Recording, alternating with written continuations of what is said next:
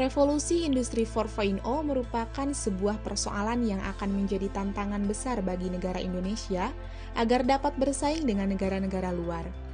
Sehingga negara Indonesia menjadi negara yang kuat yang berasaskan kepada ideologi Pancasila. Dalam menghadapi tantangan Revolusi 4.0, bangsa Indonesia harus menanamkan nilai-nilai ketuhanan, kemanusiaan, persatuan dan kerakyatan, serta berasaskan kepada keadilan sosial bagi seluruh rakyat Indonesia. Dengan adanya revolusi industri 4.0, tantangan ideologi Pancasila semakin kompleks. Dalam mengikuti perkembangan zaman, tantangan tidak hanya datang dari ideologi liberalisme, komunisme, individualisme, ateisme, kapitalisme, dan dalam kehidupan sosial seperti narkoba, terorisme dan korupsi, serta kebudayaan global. Tetapi, tantangan ideologi Pancasila juga datang dari segi ekonomi. Sedikit kita telisik berkaitan dengan pelanggaran terhadap sila-sila Pancasila. Sila pertama yaitu ketuhanan yang Maha Esa. Dalam sila pertama ini, masih terdapat berbagai macam pelanggaran, yakni masih adanya gerakan radikal kelompok tertentu yang mengatasnamakan agama, perusakan tempat ibadah, dan fanatisme yang sifatnya anarkis.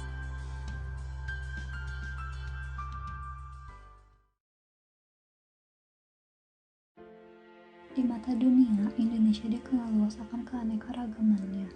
Beragam suku bangsa, budaya, agama, ras, dan bahasa berbaur jadi satu. Persatuan di tengah perbedaan inilah yang menjadi ciri khas bangsa Indonesia sejak dulu. Tercermin dalam semboyan Bhinneka Tunggal Ika, perbedaan bukanlah jadi penghalang tersatukannya tiap individu di Nusantara, melainkan perbedaanlah yang mempersatukan kita. Namun realitanya, isu perpecahan dan intoleransi yang kian marak terjadi menjadi faktor pemecah belah keutuhan suatu bangsa. Belakangan ini, negeri kita tercinta dihantam berbagai permasalahan internal, terutama soal integrasi nasional. Kurangnya sikap toleransi jadi pemercik utama rusaknya kerukunan antar sesama. Beragam tindakan-tindakan negatif, mulai dari penyebaran pesan intoleran, isu berbau rasisme hingga ujaran kebencian kian berkembang pesat di sekitar masyarakat. Akibatnya, berbagai konflik internal pun muncul dan hal tersebut lantas memicu terjadinya pergesekan antara kelompok mayoritas kepada minoritas. Sikap merasa paling benar dan main hakim sendiri, lambat laun berujung pada tindakan kekerasan dan vandalisme. Bayangkan jika seandainya posisi kita berada di lingkaran minoritas. Besar kemungkinan bisa saja kita diperlakukan secara diskriminatif. Pada dasarnya, intoleransi tidak hanya terbatas pada sikap membenci perbedaan pandangan pribadi saja. Intoleransi juga bisa muncul melalui perbedaan latar belakang suku, budaya, bahkan ras sekalipun. Tidak dapat dipungkiri pula, agama pun kini dijadikan sebagai kekuatan politik oleh segerombolan pelaku intoleransi. Perlahan, sikap toleransi mulai memudar dari waktu ke waktu dan segelintir oknum cenderung ingin menang sendiri demi kepentingan pribadinya. Sebagai umat muslim yang cinta damai, salah satu sikap dasar yang harus ditanamkan dalam kehidupan sehari-hari adalah sikap saling menghormati dan menghargai sesama. Sejatinya, Islam mengajak kepada umatnya untuk selalu menjalin kehidupan yang harmonis kepada manusia lainnya. Dan Islam juga sangat menjunjung tinggi keadilan bagi siapa saja tanpa memandang apapun latar belakangnya.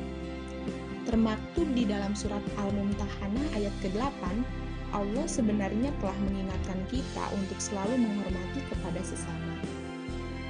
Allah Ta'ala berfirman, Dari uraian tersebut dapat ditafsirkan bahwasanya Allah tidak melarang umat Islam dalam berbuat kebaikan, menyambung silaturahmi, hingga berbuat adil kepada orang-orang di luar Islam selama mereka tidak memerangi kita karena agama. Dari hadis Bukhari, suatu waktu Rasulullah Shallallahu Alaihi Wasallam pernah ditanya, agama manakah yang paling dicintai oleh Allah? Maka beliau menjawab, Al-Hanifiyah As-Samha, yang lurus lagi toleran. As-Samha berasal dari kata tasamuh yang merujuk makna toleransi. Hadis tersebut sering digunakan sebagai rujukan Islam untuk mendukung sikap toleransi. Dengan berpegang teguh pada nilai-nilai Pancasila, kita seharusnya dapat meningkatkan rasa persaudaraan kepada antar sesama. Mencegah perpecahan akibat perbedaan adalah tugas kita semua sebagai warga negara Indonesia demi menjaga keutuhan bangsa. Hal tersebut dapat diwujudkan dengan menerapkan sikap toleransi di dalam kehidupan sehari-hari sedari dini. Hal-hal sederhana seperti membimbing anak-anak untuk menghormati pendapat orang lain, hingga mengajarkan mereka untuk tidak mendiskriminasi suku, agama, dan ras dalam pergaulan adalah sebagian contoh sikap toleransi. Selain itu, kita juga bisa memulainya dengan membuka pikiran untuk lebih saling menghargai dan menerima perbedaan yang ada. Bukankah manusia itu diciptakan berbeda-beda dengan segala keunikannya? Terlebih, Indonesia memiliki beragam suku adat dan ras yang heterogen. Maka sudah saatnya kita bersatu padu tanpa sekat.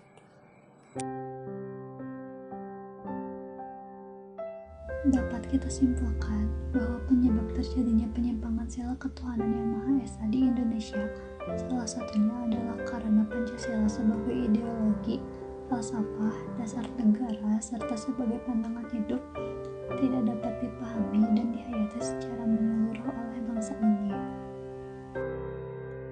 Dengan era teknologi ini juga sangat banyak berita-berita palsu yang membuat masyarakat cepat panas dan bingung memilah mana berita yang benar dan mana berita yang salah. Hal tersebut secara tidak langsung membuat kita terpicu untuk ikut melawan Pancasila. Nah, makna sebenarnya dari sila ketuhanan Yang Maha Esa adalah bahwa segala aspek penyelenggaraan hidup bernegara harus sesuai dengan nilai-nilai yang berasal dari Tuhan.